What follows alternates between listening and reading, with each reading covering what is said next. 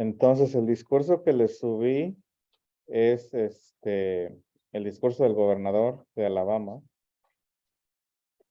Y es, pues, básicamente su discurso cuando toma protesta. ¿Quién se acuerda de lo que estaba pasando en Alabama en los años 60? ¿Alguien tiene una idea? ¿Alguien se acuerda? Eso es de las lecciones anteriores, por supuesto. ¿Pero alguien se acuerda del contexto histórico de ese discurso o no?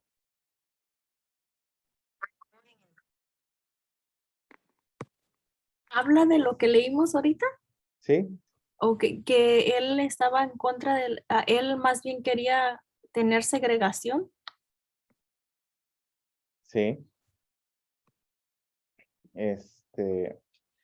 ¿Cuál es la idea principal de su discurso? Yo que hubiera separación de raza. En el caso de los afroamericanos, quería que ellos tuvieran su lugar aparte de ellos. Siempre se sienten como raza blanca, superior a los demás. Ese es el punto de él, ¿no? Se sentía superior a las razas, a otras razas, especialmente los afroamericanos.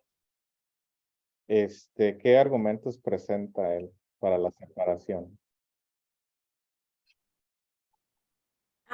Pues también ahí miré que decía que él quiere como que desde el mismo lugar de la segregación, como tipo de sus mismos grupos, Ujú. cada quien trabaje como desde sus grupos, pero tipo como ayudando como a levantar el lugar, como, sí, como, es que no sé cómo explicar.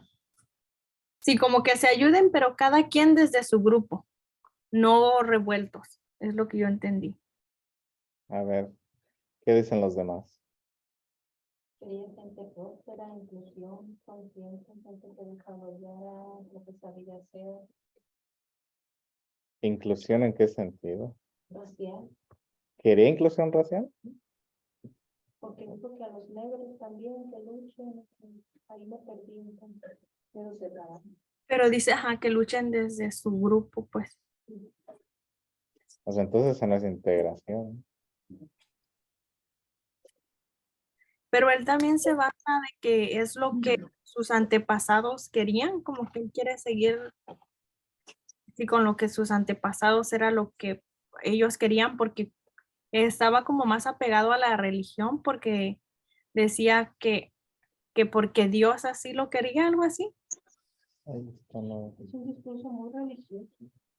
Que porque llevaba un gobierno donde Dios, donde los gobernantes o las personas, pues gobernaban de una manera de que Dios los guiaba, ¿no? Y que así lo hacían sus antepasados, de diferentes religiones o lo que fuese, pero iban de la mano de Dios. Profesor, lo que yo Bien. entendí es de que esta persona era bueno, lo que ahora se conoce como una persona conservadora, no liberal, y que él quería pues la unidad de todas, de todos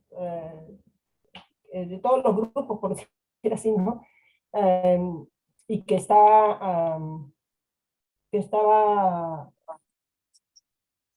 eh, que él quería hacer lo mejor para el pueblo y por eso también estaba como a favor, bueno, de que todos los sureños, donde estaban los esclavos, que él dice pues que de ahí salió, ¿no? Eh, l- lo bueno para el país en este caso.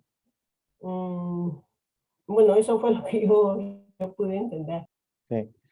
¿Pero buscaba la unión o la separación? Yo creo que la unión y que también bueno, como decía, pues que él estaba, como los padres de la patria, pues estaban basados bajo la ley de Dios, entonces no era un discurso, bueno, yo no lo considero un discurso religioso, pero sacar a relucir, ¿no? Porque, por ejemplo, a veces el gobierno dador, muy dador, hace que el pueblo se pierda. ¿Por qué? Porque Antes, pues, cuando uno no tenía dinero, por decir, uno a quien más le pedía, no era Dios, pero ahora cuando uno está en este país, uno ya no va donde Dios, va donde el servicio social, va a las iglesias, donde donan, le regalan. Entonces, yo creo que eso, bueno, y lo que yo entendí fue eso, no sé. Vamos a, sí,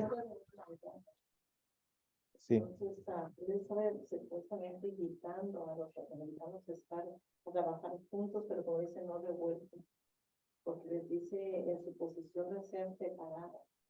Sí. Entonces él no buscaba ninguna unión, al contrario, aparentaba unión, pero ustedes en su lugar y nosotros en el de nosotros, porque somos una raza superior. Quería que todos prosperaran, pero todos en Los lugares. A ver, voy a leerlo en voz alta para analizarlo juntos, porque pues una cosa es cada quien lo lee, lo interpreta, después lo leemos juntos otra vez. Y vamos a ir tomando partes claves, ¿no? Dice, hoy me he parado donde una vez estuvo Jefferson Davis y presté juramento a mi pueblo. Es muy apropiado entonces que desde esta cuna de la Confederación, este mismo corazón de la gran tierra anglosajona, hoy hagamos sonar el tambor de la libertad como han hecho nuestras generaciones de antepasados antes que nosotros. Una y otra vez, a través de la historia, elevemos el llamado de la sangre amante de la libertad que está en nosotros y enviemos nuestra respuesta a la tiranía que golpea sus cadenas sobre el sur. En nombre de las personas más grandes que jamás hayan pisado esta tierra, trazo la línea en el polvo y arrojo el guante ante los pies de la tiranía. Y yo digo, segregación hoy, segregación mañana, segregación para siempre. El informe de disturbios escolares en Washington, D.C. es repugnante y revelador. No sacrificaremos a nuestros hijos a ningún sistema escolar de este tipo. Y usted puede escribir eso. Las tropas federales en Mississippi podrían usarse mejor para proteger la seguridad de los ciudadanos de Washington, D.C., donde incluso es inseguro caminar o ir a un juego de pelota, y esa es la capital de la nación. Estaba más seguro en un bombardero B-29 sobre Japón durante la guerra, en un ataque aéreo, que la gente de Washington, D.C., de la gente de Washington caminando hacia el vecindario de la Casa Blanca. Un ejemplo más cercano es Atlanta. Los funcionarios de la ciudad adulan por razones políticas sobre la integración escolar y luego construyen barricadas para detener la integración residencial. ¡Qué hipocresía!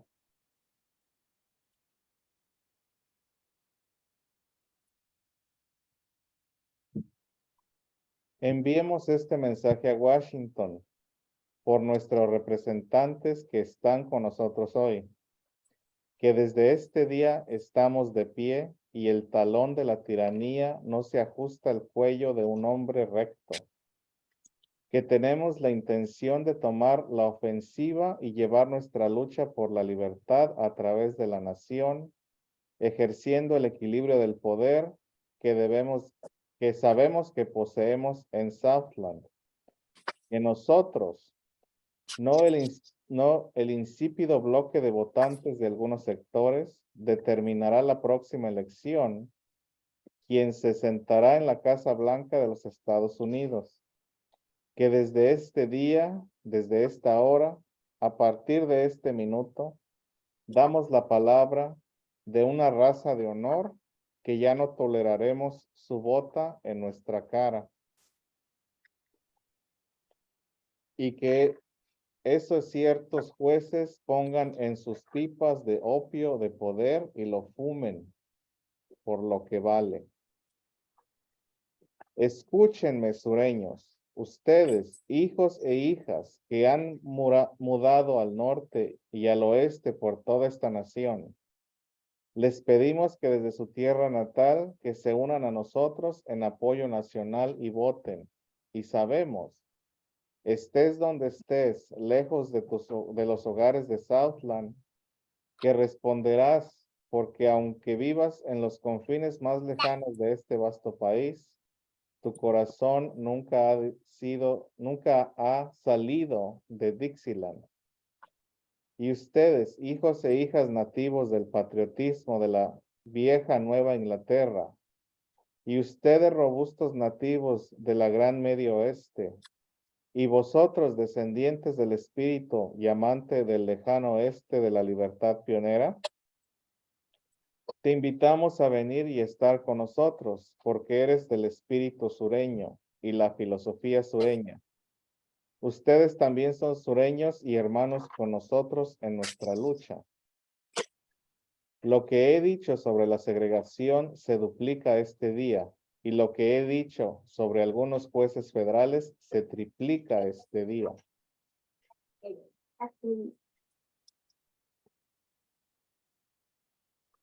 Y mientras que las industrias manufactureras de libre empresa han estado llegando a nuestro estado en números crecientes, atraídas por nuestros abundantes recursos naturales, nuestro creciente número de trabajadores calificados y nuestras condiciones favorables, su tasa actual de asentamiento aquí puede aumentarse del goteo que ahora representa una corriente de empresas y esfuerzo, capital y expansión que pueden unirse a nosotros en nuestro trabajo de desarrollo y enriquecimiento del futuro educativo de nuestros hijos, las oportunidades de nuestro ciudadano y el cumplimiento de nuestros talentos como Dios nos lo ha dado.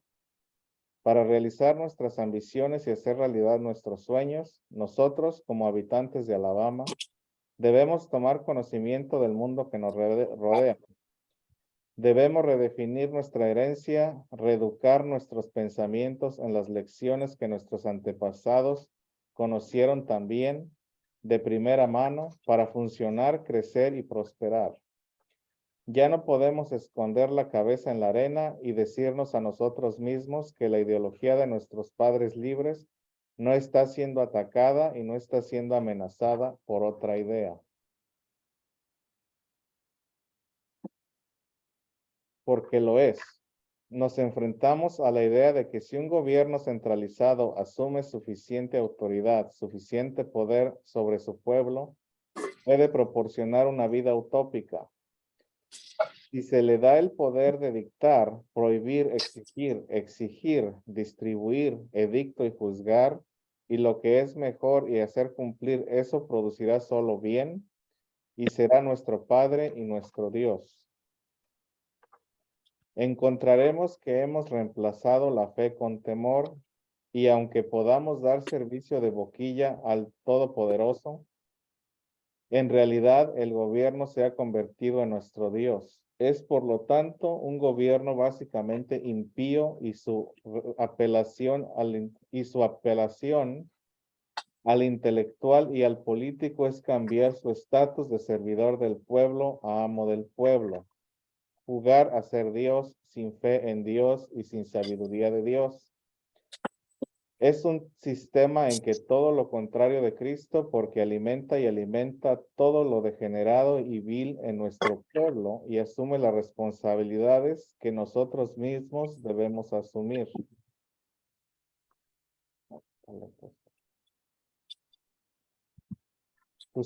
Sus portavoces liberales y algunos defensores de Harvard nunca han examinado la lógica de su sustitución llamada derechos humanos por derechos individuales, ya que juega palabras propagandísticos que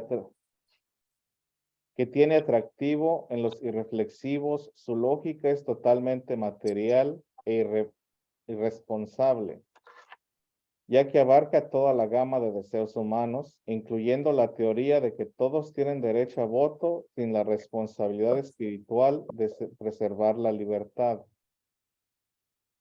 Nuestros padres fundadores reconocieron esos derechos, pero solo en el marco de responsabilidad espiritual.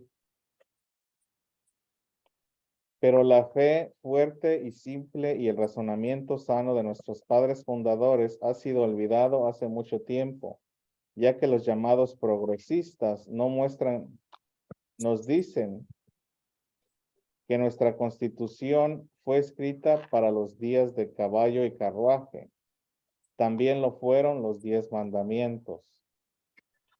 No hace mucho tiempo los hombres se maravillaban y admiraban las ciudades, los edificios, las escuelas, las autopistas que el gobierno de Alemania de Hitler había construido. Al igual los siglos antes se maravillaron del edificio de Roma, pero no podían soportar porque el sistema que lo construyó había podrido las almas de los constructores y a su vez pudriendo el fundamento de lo que Dios quiso que los hombres fueran. Hoy ese mismo sistema a escala internacional está barriendo el mundo.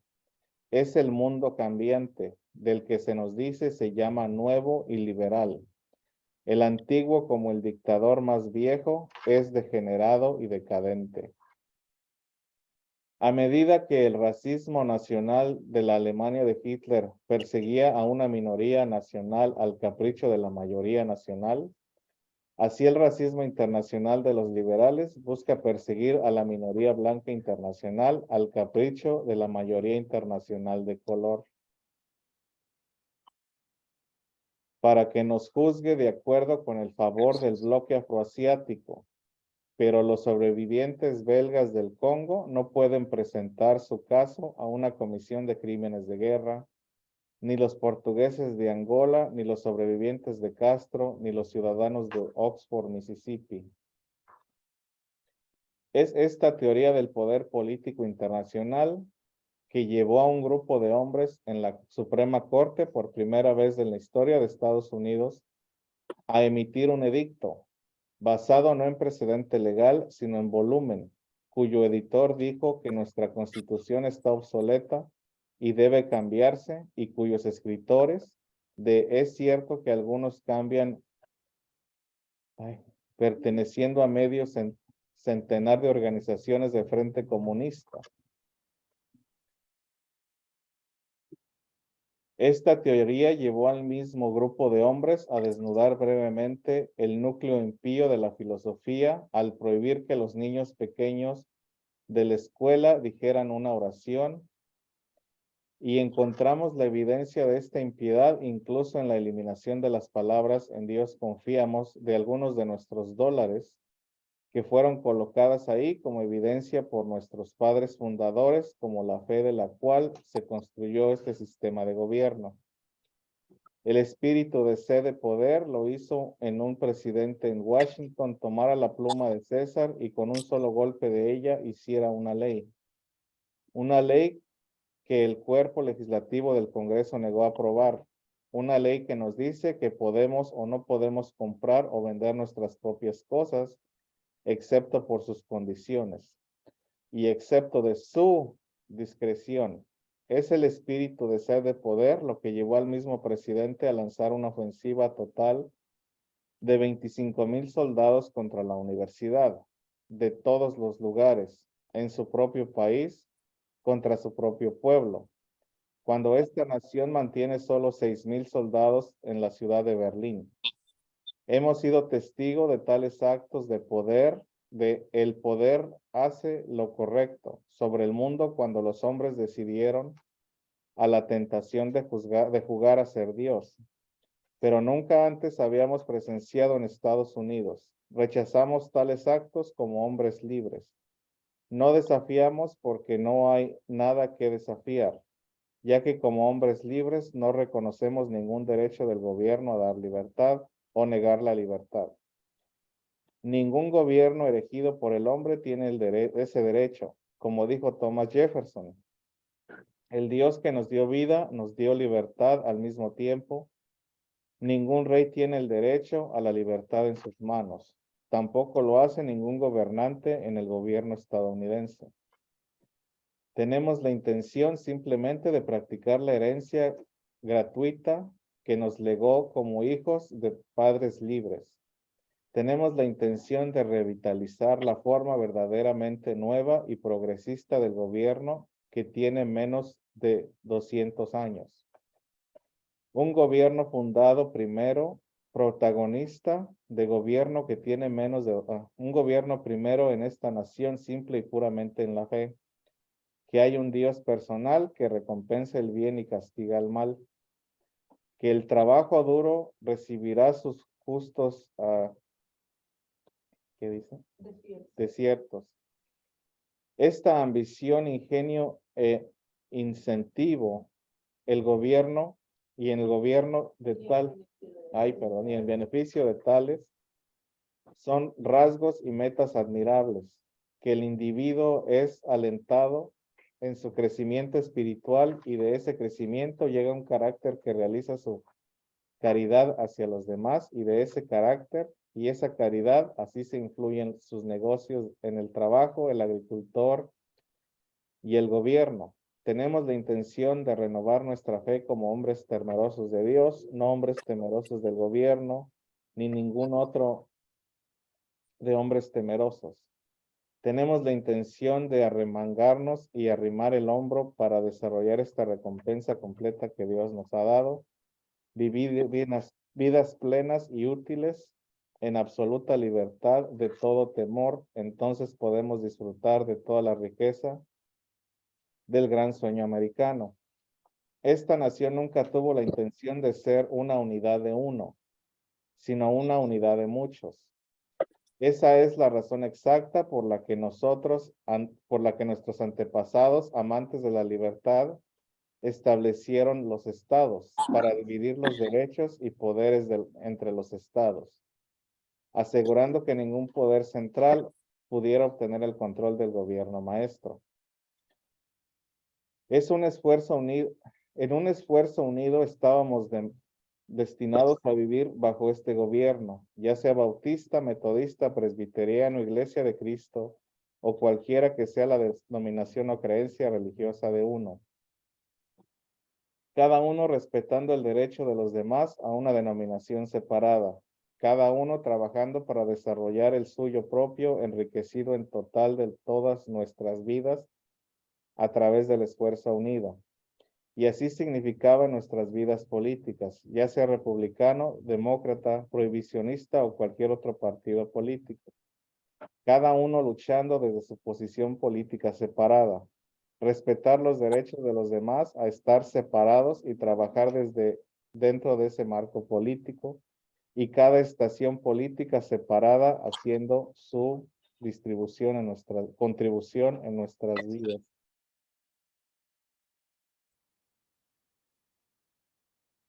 Y así se entendía en nuestras vidas raciales. Cada raza, dentro de su propio marco, tiene la libertad de enseñar, para instruir, para desarrollar, para pedir y recibir ayuda merecida de otros de estaciones raciales separadas.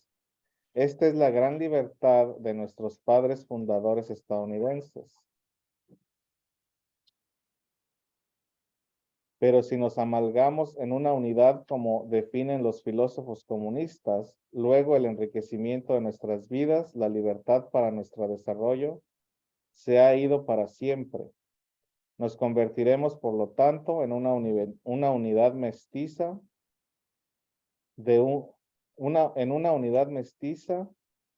uno bajo un solo gobierno todopoderoso, y defendemos todo y para nada. La verdadera hermandad americana de respetar la separación de los demás y uniéndose en esfuerzo ha sido un retorcido y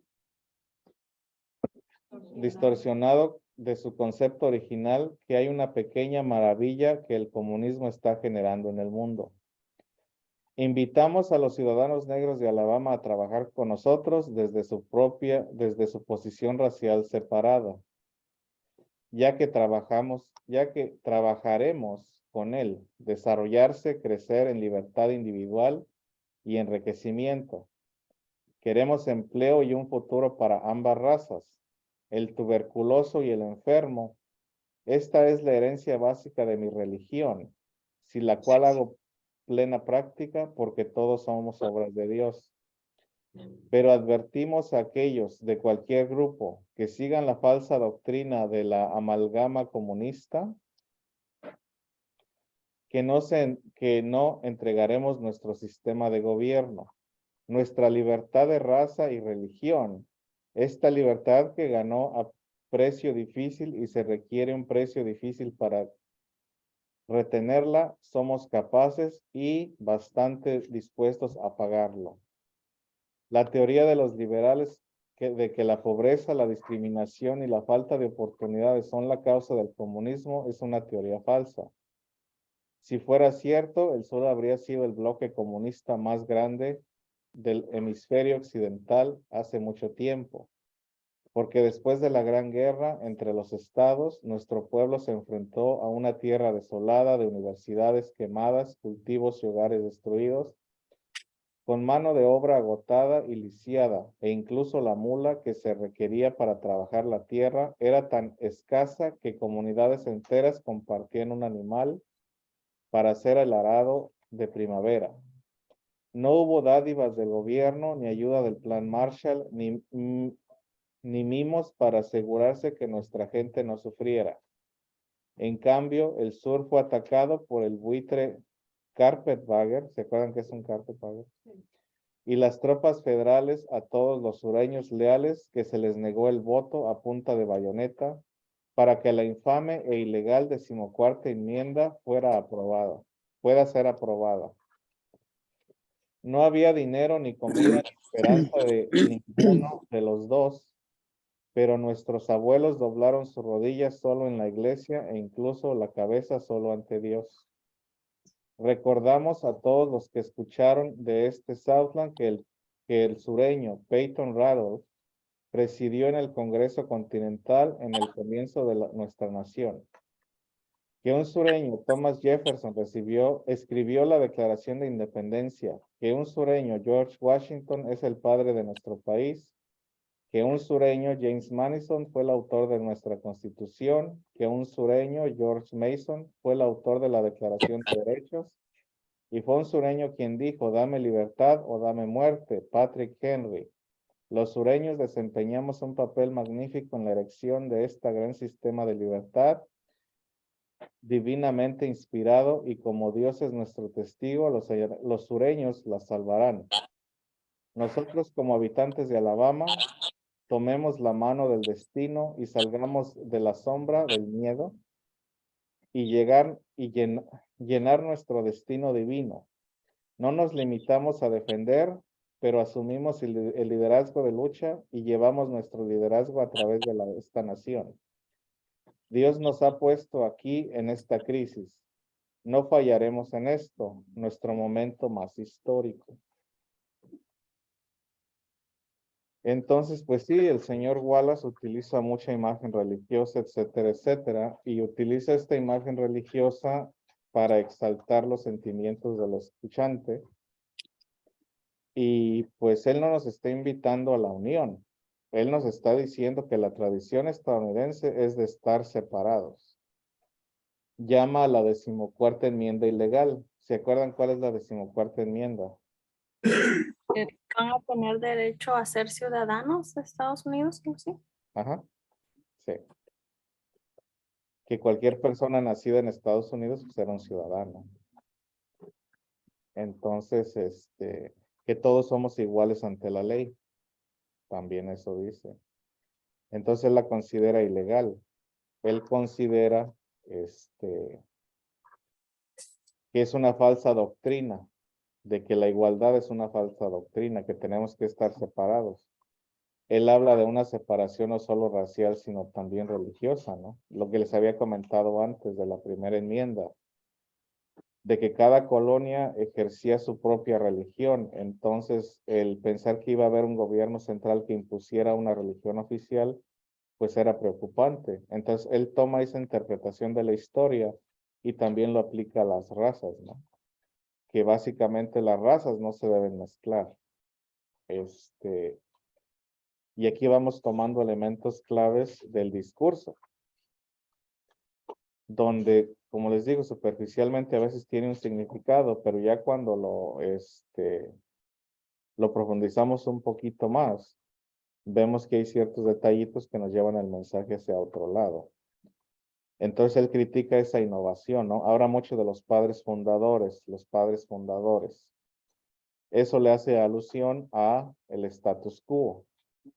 Entonces, en este caso hablamos que Wallace pues es un conservador, ¿no? Él quiere mantener las cosas como están y ve el progreso como dañino.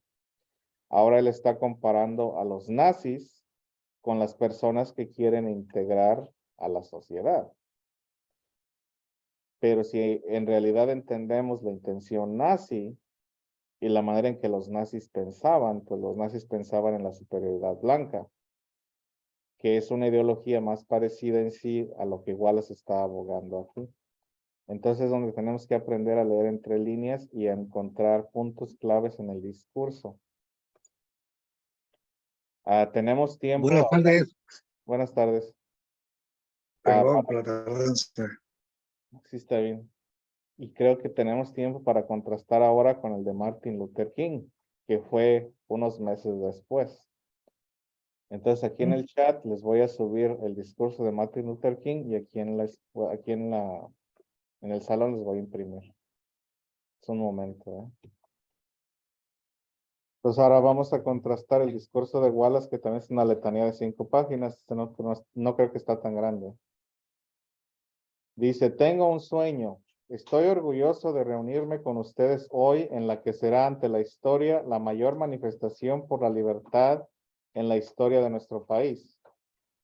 Hace 100 años, un gran estadounidense, cuya simbólica sombra nos cobija hoy, firmó la Proclamación de Emancipación. Este trascendental decreto fue como un gran rayo de luz y de esperanza para millones de esclavos negros chamuscados en las llamadas de una marchita injusticia. Llegó como un preciso amanecer al final de una larga noche de cautiverio. Pero 100 años después, el negro aún no es libre. 100 años después, la vida del negro es aún tristemente lacerada por las esposas de la segregación y las cadenas de la discriminación. 100 años después, el negro vive en una isla solitaria en medio de un inmenso océano de prosperidad material. 100 años después, el negro todavía languidece, gracias, en las esquinas de la sociedad estadounidense y se encuentra desterrado en su propia tierra. Por eso hoy hemos venido aquí a dramatizar una condición vergonzosa. En cierto sentido, hemos venido a la capital de nuestro país a cobrar un cheque. Cuando los arquitectos de nuestra república escribieron las magníficas palabras de la Constitución y la Declaración de la Independencia, firmaron un pagaré del que todo estadounidense habría de ser heredero. Este documento era la promesa de que a todos los hombres les serían garantizados los inalienables derechos a la vida, libertad y búsqueda de la felicidad. Es obvio hoy en día que Estados Unidos ha incumplido ese pagaré en lo que concierne a sus ciudadanos negros. En lugar de honrar esa sagrada obligación, Estados Unidos ha dado a los negros un cheque sin fondos, un cheque que ha sido devuelto con el sello de fondos insuficientes. Pero nos rehusamos a creer que el Banco de la Justicia haya quebrado. Rehusamos creer que no haya suficientes fondos en las grandes bóvedas de la oportunidad de este país. Por eso hemos venido a cobrar este cheque, el cheque que nos colmará de la riqueza, de la libertad y de la seguridad de justicia. También hemos venido a este lugar sagrado para recordar a Estados Unidos de América la urgencia impetuosa de la hora. Este no es el momento de tener el lujo de enfriarse o de tomar de tomar tranquilizantes de gradualismo. Ahora es el momento de hacer realidad las promesas de democracia. Ahora es el momento de salir del oscuro y desolado valle de la segregación hacia el camino soleado de la justicia racial. Ahora es el momento de hacer de la justicia una realidad para todos los hijos de Dios. Ahora es el momento de sacar a nuestro país de las arenas movedizas de la injusticia racial hacia la roca sólida de la hermandad. Sería fatal para la nación pasar por alto la urgencia del momento y no darle importancia a la decisión de los negros. Este verano ardiente por el legítimo descontento de los negros no pasará hasta que no haya un otoño vigorizante de libertad e igualdad. 1963 no es un fin, sino el principio. Y quienes tenían la esperanza de que los negros necesitaban desahogarse para sentirse contentos tendrán un rudo despertar si el país retorna a lo mismo de siempre. No habrá ni descanso ni tranquilidad en Estados Unidos hasta que los negros se les garantice sus derechos de ciudadanía. Los remolinos de la rebelión continuarán sacudiendo los cimientos de nuestra nación hasta que surge el esplendoroso día de la justicia. Pero hay algo que debo decir ante mi gente que aguarda en el cálido umbral que conduce al Palacio de la Justicia. Debemos evitar cometer actos injustos en el proceso de obtener el lugar que por derecho nos corresponde. No busquemos satisfacer nuestra sed de libertad bebiendo de la copa de la amargura y el odio. Debemos conducir para siempre nuestra lucha por el camino elevado de la dignidad y la disciplina. No debemos permitir que nuestra protesta creativa degenere en violencia física y una y otra vez debemos elevarnos a las majestuosas alturas donde se encuentra la fuerza física con la fuerza del alma. La maravillosa nueva militancia que ha envuelto a la comunidad negra no debe conducirnos a la desconfianza de toda la gente blanca, porque muchos de nuestros hermanos blancos, como lo evidencia su presencia aquí hoy, han llegado a comprender que su destino está unido al nuestro y su libertad está inherentemente ligada a la nuestra. No podemos caminar solos y al hablar debemos hacer la promesa de marchar siempre hacia adelante. No podemos volver atrás.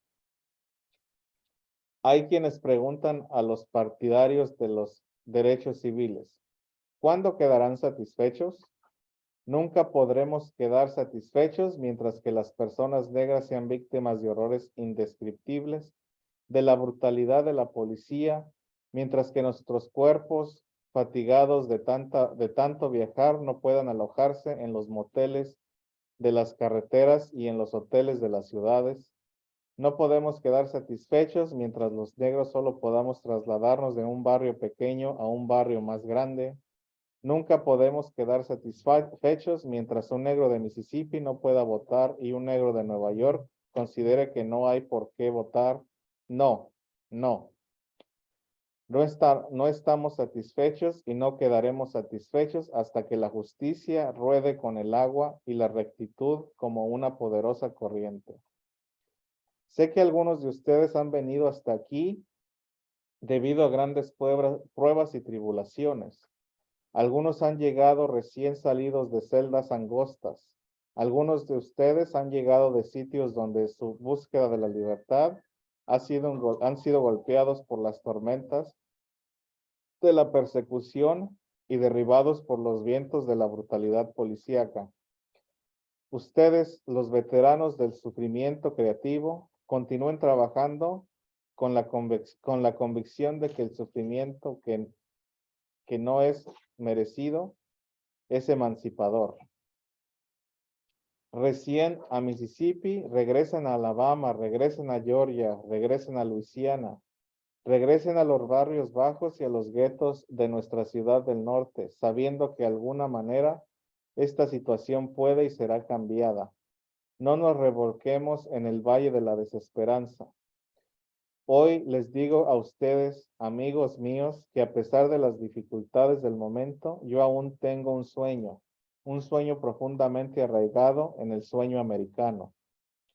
Sueño que un día esta nación se levantará y vivirá el verdadero significado de su credo. Afirmamos que estas verdades son evidentes, que todos los hombres son creados iguales. Sueño que un día en las rojas colinas de Georgia, los hijos de los antiguos esclavos y los hijos de los antiguos dueños de esclavos se pueden sentar juntos en la mesa de la hermandad. Sueño que un día incluso el estado de Mississippi, un estado que se sofoca con el calor de la injusticia y la opresión, se convertirá en un oasis de libertad y justicia. Sueño que mis 4 hijos vivirán un día en un país en el cual no serán juzgados por el color de su piel, sino por los rasgos de su personalidad. Hoy tengo un sueño. Sueño que un día el estado de Alabama, cuyo gobernador escupe frases de interposición entre las razas y anulación de los negros, se convierta en un sitio donde los niños y niñas negras puedan unir sus manos con los niños y niñas blancas y caminar unidos como hermanos y hermanas. Hoy tengo un sueño. Sueño que algún día los valles serán cumbres y las colinas montañas serán llanos. Los sitios más escarpados serán nivelados y los torcidos serán enderezados. Y la gloria de Dios será revelada y se unirá todo el género humano. Esta es nuestra esperanza. Esta es la fe con la cual regreso al sur. Con esta fe podemos esculpir en la montaña de la desesperanza una piedra de esperanza. Con esta fe podemos transformar el sonido discordante de nuestra nación en una hermosa sinfonía de fraternidad. Con esta fe podemos trabajar juntos, rezar juntos, luchar juntos, ir a la cárcel juntos, defender la libertad juntos y sabiendo que algún día seremos libres. Este será el día cuando todos los hijos de Dios podrán cantar el himno con un nuevo significado.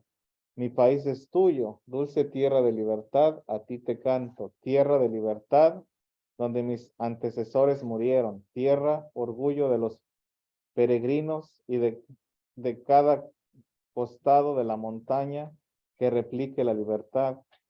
Y si Estados Unidos ha de ser grande, esto tendrá que hacerse realidad. Por eso, que replique la libertad desde la cúspide de los montes prodigiosos de Nueva Hampshire, que replique la libertad de las poderosas montañas de Nueva York, que replique la libertad desde las alturas de las no sé qué, ¿cómo se dice? Allegheny de Pensilvania, que replique la libertad desde las rocas cubiertas de nieve en Colorado, que replique la libertad desde las suntuosas pendientes de California, pero no solo eso, que suene la libertad desde la montaña de piedra de Georgia, que resuene la libertad desde la montaña Lookout de Tennessee, que resuene la libertad desde cada pequeña colina y montaña de Mississippi, de cada costado de montaña, que resuene la libertad. Cuando resuene la libertad y la dejemos resonar en cada aldea y en cada caserío, en cada estado y en cada ciudad, podremos acelerar la llegada del día en que los hijos de Dios, negros y blancos, judíos, cristianos, protestantes y católicos, puedan unir sus manos y cantar las palabras del viejo espiritual negro: libres al fin, libres al fin. Gracias a Dios omnipotente, somos libres al fin. Entonces, los dos, tanto Wallace como Luther King, utilizan figuras religiosas para llevar su mensaje. Ambos utilizan analogías de los padres fundadores para llevar su mensaje. Sin embargo, el propósito de su discurso es opuesto. Entonces, es donde nosotros tenemos que poner atención a puntos claves donde existe esa divergencia y la intención del autor hacia el oyente. porque ven que los dos utilizan herramientas muy parecidas y utilizan formas de hablar muy parecidas, pero su intención es muy diferente. Entonces, por ejemplo, Wallace habla de la libertad en el sentido de que el gobierno no me va a venir a imponer a mí a ser igual al otro.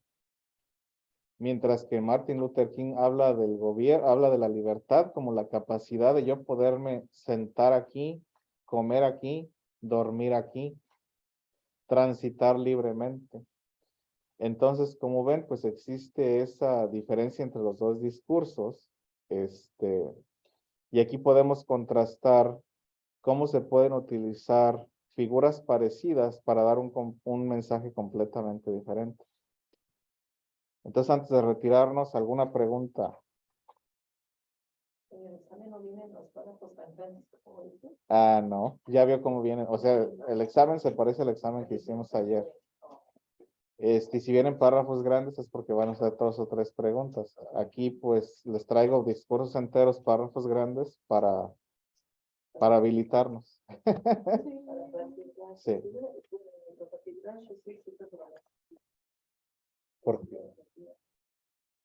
Sí, porque les digo que yo los preparo.